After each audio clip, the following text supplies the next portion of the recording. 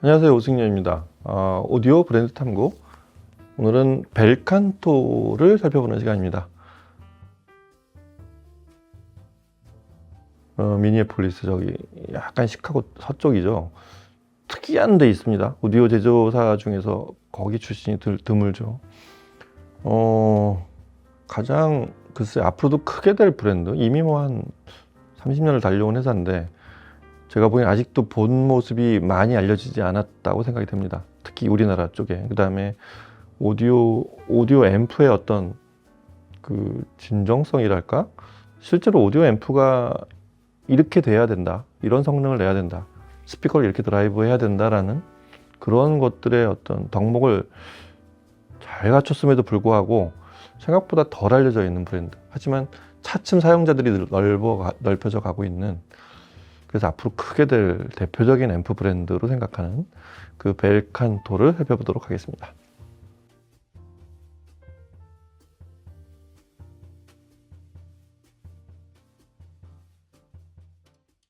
예, 벨칸토는 90년대 회사죠. 90년대 초, 91년에 존 스트런처라는 분이, 이분도 뭐 당연히 음악과 오디오를 좋아하고 뭐 무대에 서서 이제 연주를 하는 기타 연주자였던 것 같은데, 그런 분이었는데 본인이 뭐 모든 오디오 제작자들이 그렇지만 본인이 이렇게 마음에 썩 드는 그런 앰프가 없었기 때문에 내가 그거보단 잘 만들겠다 하고 달려든 대표적인 인물입니다.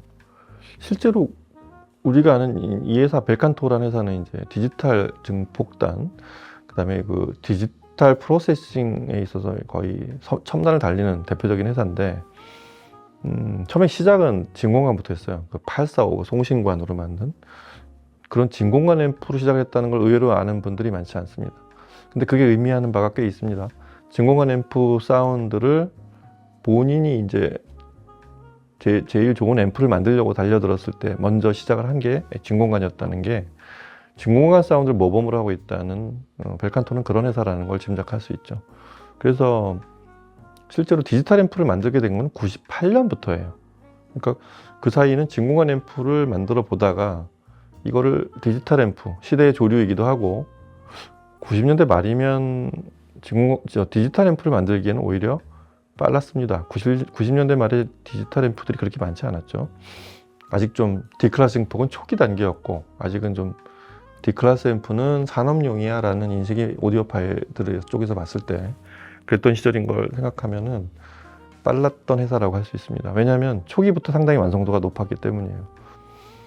이 회사는 그래서 98년 들어서 이제 제가 처음 본 건 2000년 초반에 이 회사 앰프를 처음 들어봤었는데 굉장히 특이했어요. 그 당시에 그보다 조금 전에 들었던 그 코드 같은 앰프, 코드는 이제 저는 스위칭 증폭을 하는 회사이긴 하지만 디지털 앰프가 스위칭인지 디클래스 증폭인지 이런 걸 구분도 못하던 시절에 야 이거 디지털 앰프래 라고 그냥 일괄해서 말하던 그 시절에 들었던 코드하고는 완전히 성격이 달랐고, 그 이후에 나온 디지털 증폭단을 다룬 앰프들하고도 조금 성격이 달랐습니다.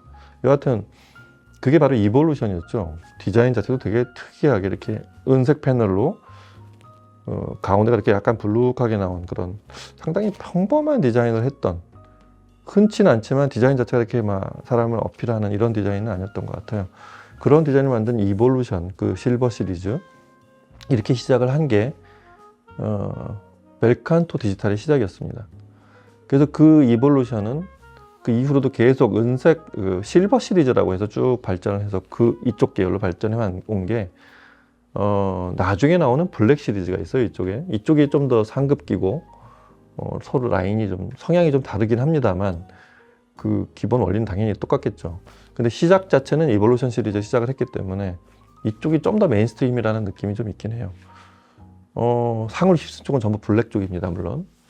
이쪽도 이볼루션 쪽도 당연히 또 상이 있긴 한데, 일반적으로 완전히 벨칸토라는 브랜드를 하이엔드 시장에서 압도하는 브랜드로 우뚝 섰던 거는 블랙 시리즈가 더 유명하죠.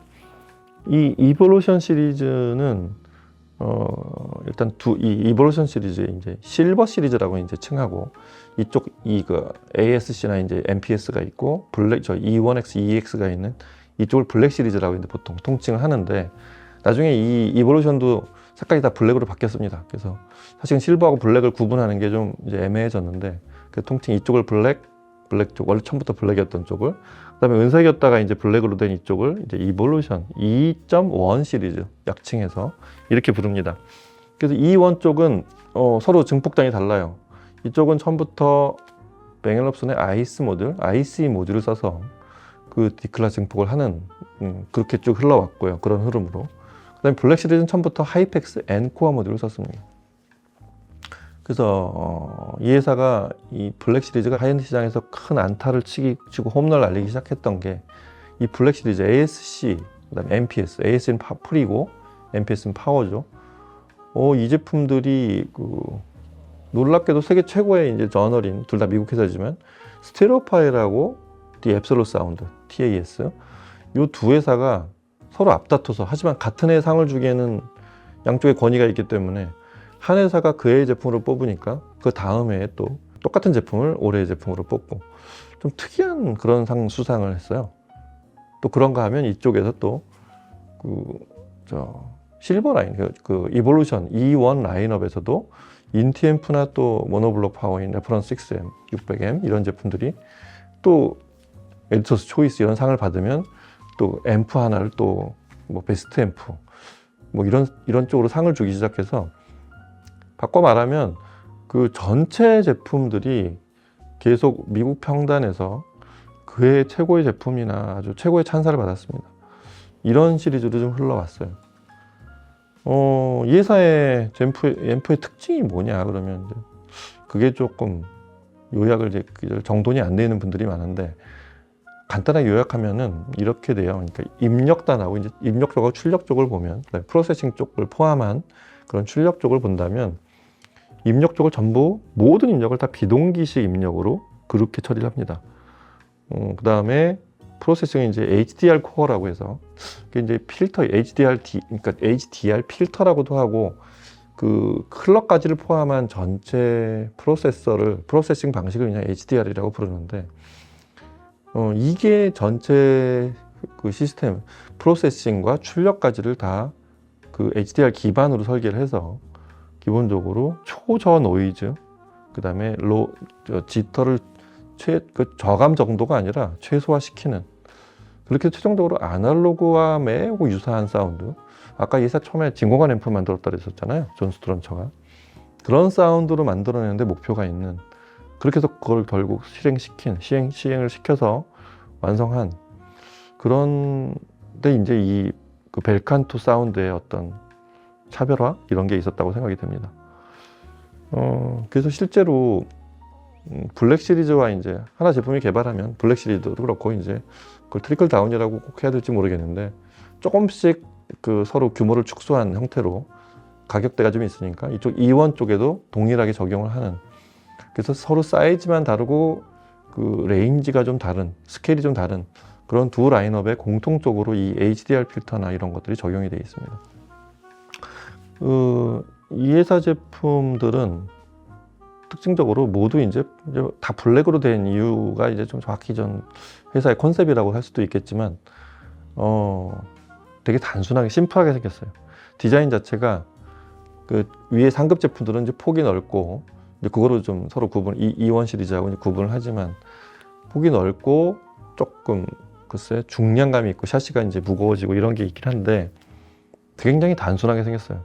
앞에 요만한 패널창 하나가 있고 빨간색 레터 정도가 뜨는 정도지, 뭐 이렇게 뭐 노브가 크게 있거나 뭐 여러 개 뭐 촘촘한 버튼이 달려 있거나 이런 것들이 없는, 그냥 밋밋한, 나쁘게 말하면 밋밋한 그냥 블랙 톤으로 돼 있고, 작은 제품도 그렇습니다. 컬러 하나도 없이 그냥 똑같은 색깔이에요. 그냥 똑같이, 원래 그린색을 띠다가 최근에 이제 업버전이 되면서 흰색으로 바뀐 정도더라고요. 여하튼 그 앞에 뭘 장식을 하는 걸 굉장히 싫어하거나 그거에 가치를 두지 않는 브랜드라는 게, 그게 벨칸토의 특징인데, 아마 그게 대중적으로 상업화시키는 데는 조금 단점이 되지 않았나 싶습니다.